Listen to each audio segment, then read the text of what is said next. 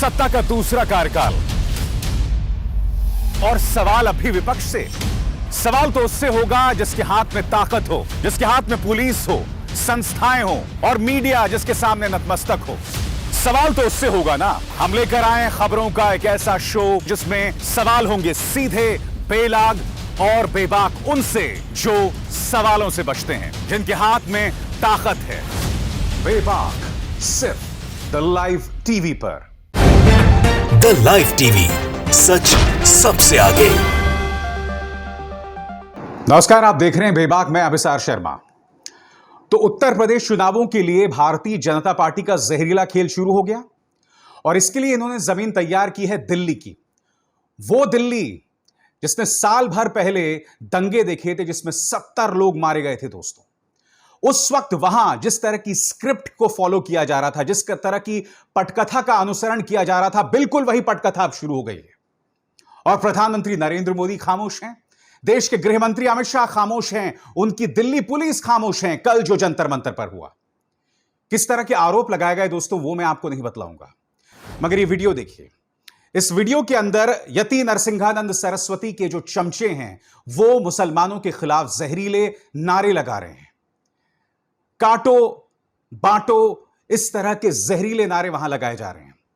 मैं आपको बतलाना चाहूंगा कल हुआ क्या। दरअसल जंतर मंतर के अंदर अश्विनी उपाध्याय नाम का भारतीय जनता पार्टी का एक चाटुकार, इसने एक सभा का आयोजन किया और उस सभा के आयोजन के एवज में वहां पर कई लोग पहुंचे और जिस तरह के जहरीले नारे वहां पर लगाए गए उसका कोई सानी नहीं है दोस्तों। जिस तरह से पत्रकारों को वहां पर टारगेट किया गया, मैं आपको आगे जाके बतलाऊंगा, मगर उससे पहले मैं आपका ध्यान खींचना चाहूंगा इन दो चीजों की तरफ। प्रधानमंत्री 6 अगस्त को आपने विदेशों में जो हमारे राजदूत हैं उन्हें संबोधित किया।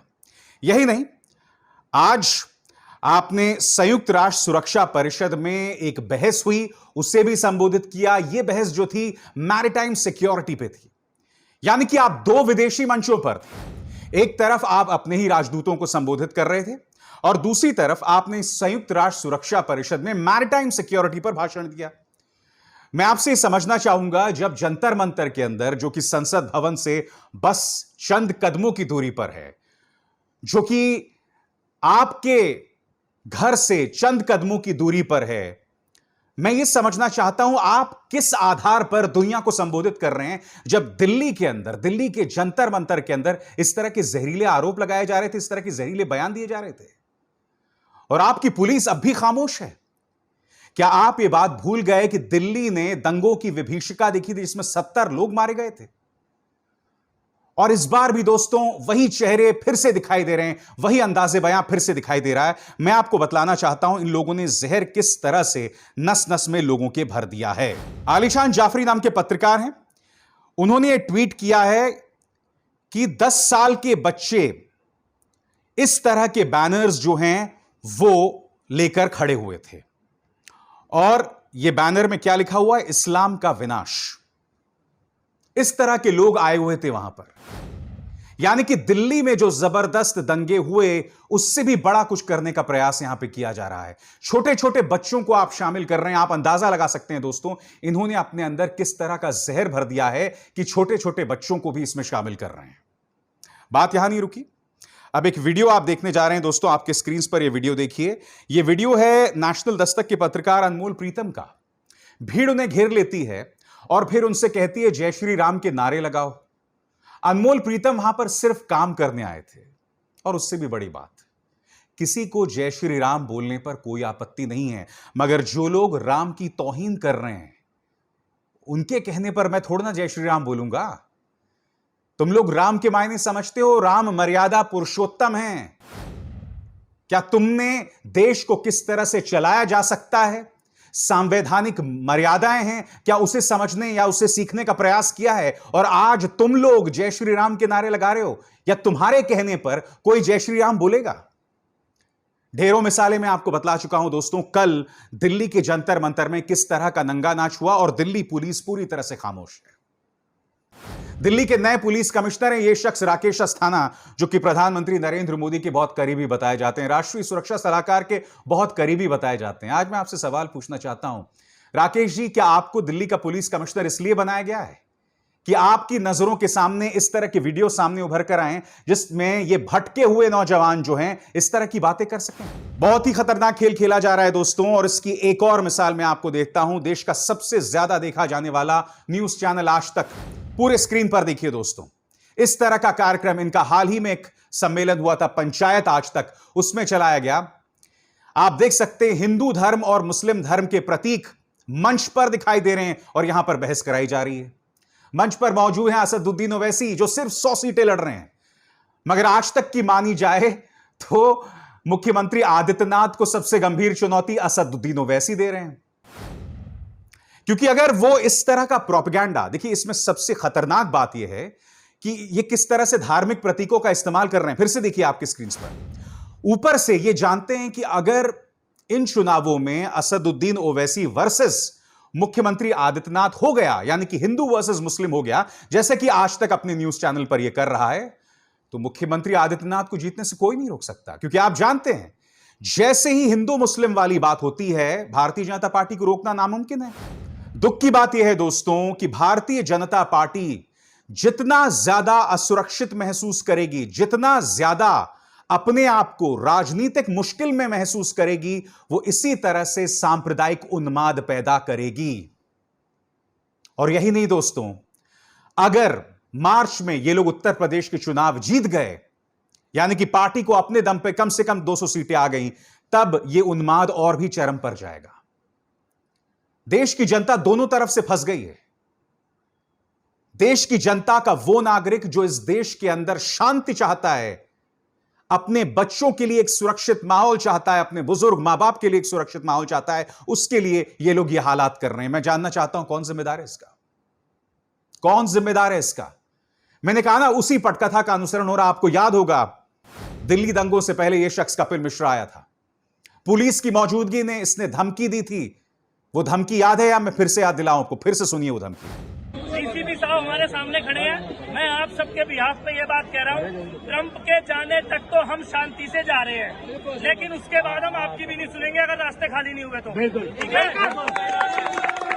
आज जब तक रास्ता खाली करवा रहे हैं, ट्रंप के जाने तक आप जाफराबाद और चांदबाग खाली करवा लीजिए, ऐसी आपसे विनती कर रहे हैं। उसके बाद हमें रोड पे आना पड़ेगा। ठीक है, भारत माता की जय। और इसकी इसी धमकी के कुछ ही दिनों बाद व्हाट्सएप ग्रुप्स बनाए जाते हैं। उस व्हाट्सएप ग्रुप के अंदर आदान प्रदान होता है सूचना का। यह खुद दिल्ली पुलिस की रिपोर्ट थी, और उसी के चलते दिल्ली में दंगे शुरू हो जाते हैं।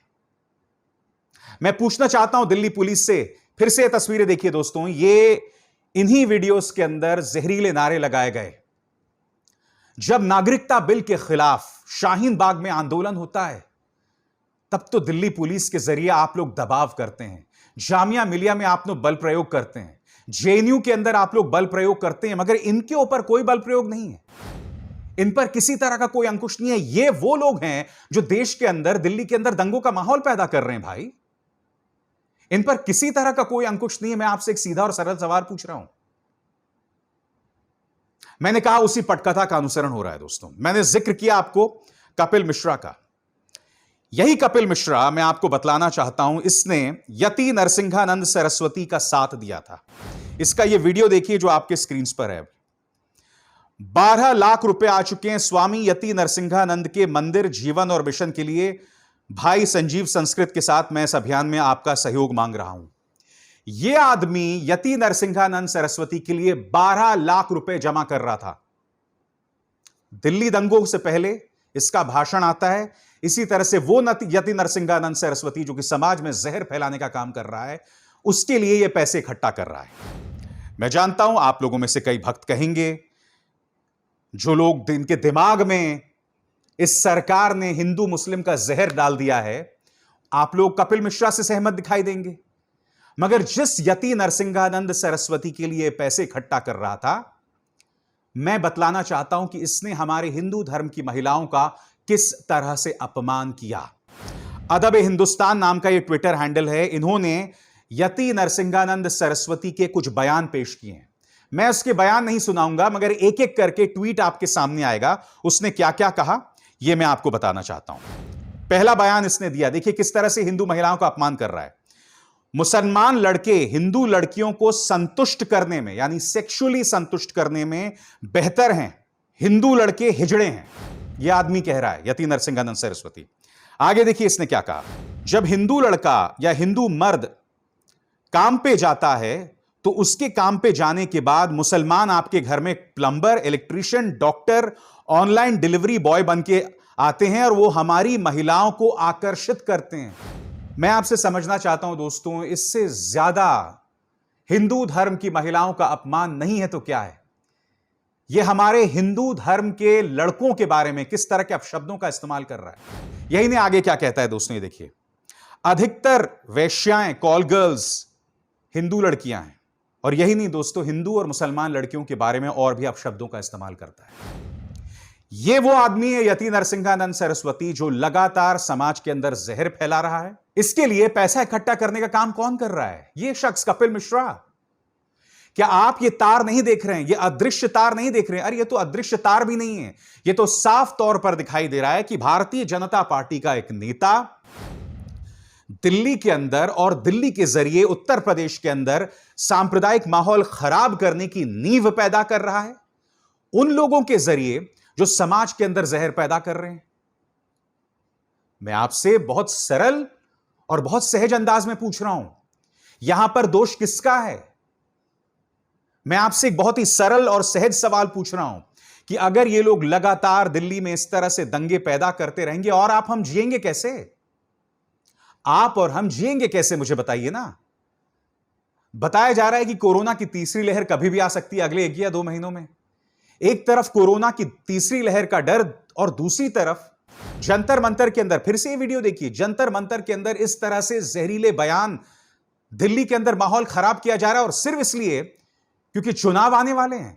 और सबसे दुख की बात यह दोस्तों कि मीडिया ने इन खबरों को पूरी तरह से नजरअंदाज कर दिया है।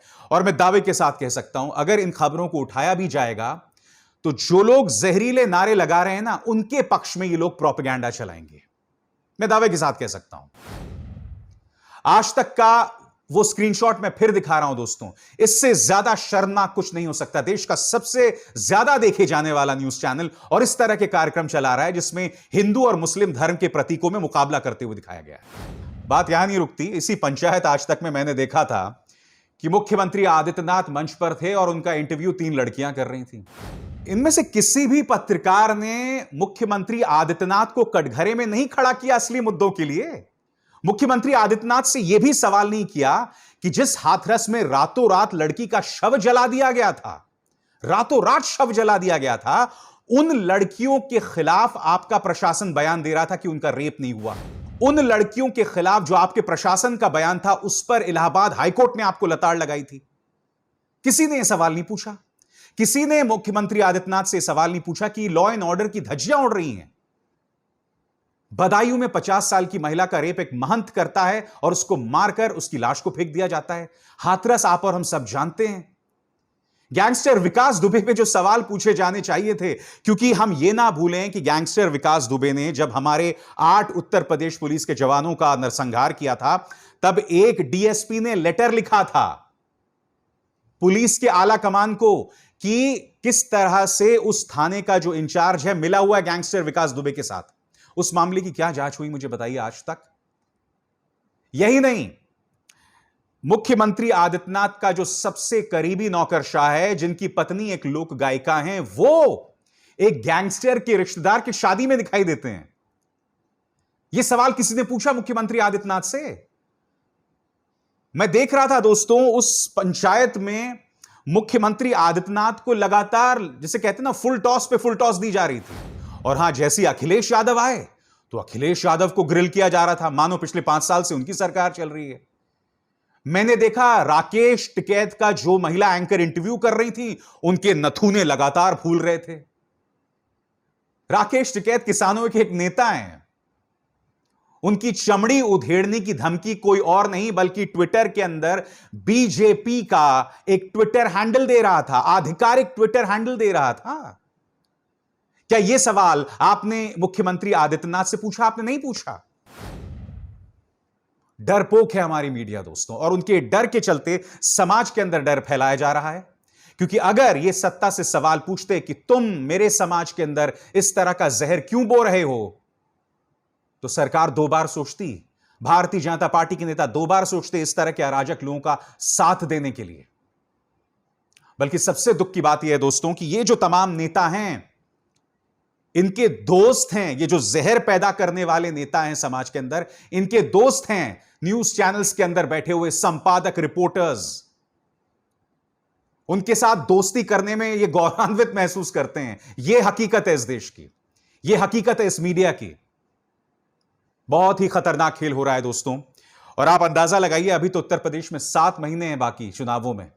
इन 7 महीनों के अंदर इन्होंने उत्तर दिल्ली के अंदर नींव रख दी है। तार लगातार जुड़ रहे हैं। एक बीजेपी का चाटुकार अश्विनी उपाध्याय एक जहरीले आयोजन करता है और फिर हाथ खड़े कर लेता है कि मेरा कोई लेना देना नहीं है इनसे। यति नरसिंहानंद सरस्वती लगातार इस तरह के बयान दे रहा है। इनमें से कौन है जेल में, मुझे बताइए। अश्विनी उपाध्याय ने इस तरह का जहरीला आयोजन किया, इसे जेल में क्यों ना डाला जाए? दिल्ली पुलिस इनसे पूछताछ क्यों नहीं कर रही है? ये जो यति है आदमी, ये क्यों इस तरह से बच जाता है हर बार? कपिल मिश्रा का नाम चार्जशीट में क्यों नहीं है दिल्ली के दंगों में? तुमने जिन लोगों को आतंकवाद की धाराओं में जेल में बंद कर रखा है, उनके खिलाफ कोई प्रमाण नहीं है। बस आपने आतंकवाद की धाराएं उनके खिलाफ इस्तेमाल कर दी, लिहाजा मामला वहीं का वहीं फंस गया। बहुत ही शर्म की बात है और बहुत ही खतरनाक खेल है जो खेला जा रहा है। यह मत सोचिए कि मुसलमानों को टारगेट करने से, उनके बारे में अभद्र बातें करने से नुकसान सिर्फ उनको होगा। नहीं, जब एक दंगा होता है तो नुकसान सबको होता है, धंधा बर्बाद होता है, ठीक है। जान जब जाती है, गोली जब चलती है, तो यह पूछ के नहीं निकलती है कि मैं मुसलमान को लगूंगी या हिंदू को लगूंगी। नहीं, यह मत भूलिए।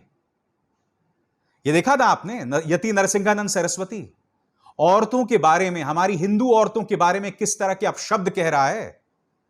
राष्ट्रीय महिला आयोग ने तीखे तेवर तो अपना लिए, मगर यह जेल के अंदर क्यों नहीं है? पुलिस इससे पूछताछ क्यों नहीं कर रही है? मैं जानना चाहता हूं, क्यों? क्या मजबूरी है आपकी? दुख की बात यह है दोस्तों कि आप जानते हैं पिछले 45 सालों में बेरोजगारी की सबसे खराब हालत है देश में। यानी कि रोजगार को लेकर इतनी बदतर स्थिति पिछले 50 सालों में नहीं हुई जितना अब पिछले 7 सालों में मोदी राज में हो रही है। अब जो युवा है उसका ध्यान कैसे भटकाया जाए, तो इन्होंने क्या किया, उन्हें एक काल्पनिक दुश्मन दे दिया और उस काल्पनिक दुश्मन को ये लोग लगातार निशाना साधते रहते हैं।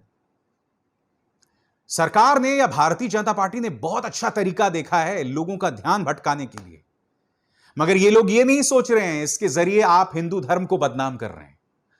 प्रधानमंत्री अलग अलग अंतर्राष्ट्रीय मंचों को संबोधित तो कर रहे हैं, मगर देश की क्या बदनामी हो रही है, इंडियन पासपोर्ट की क्या बदनामी हो रही है, क्या आपको इस बात का अंदाजा है? एक जमाने में इंडियन पासपोर्ट का एक रसूख होता था।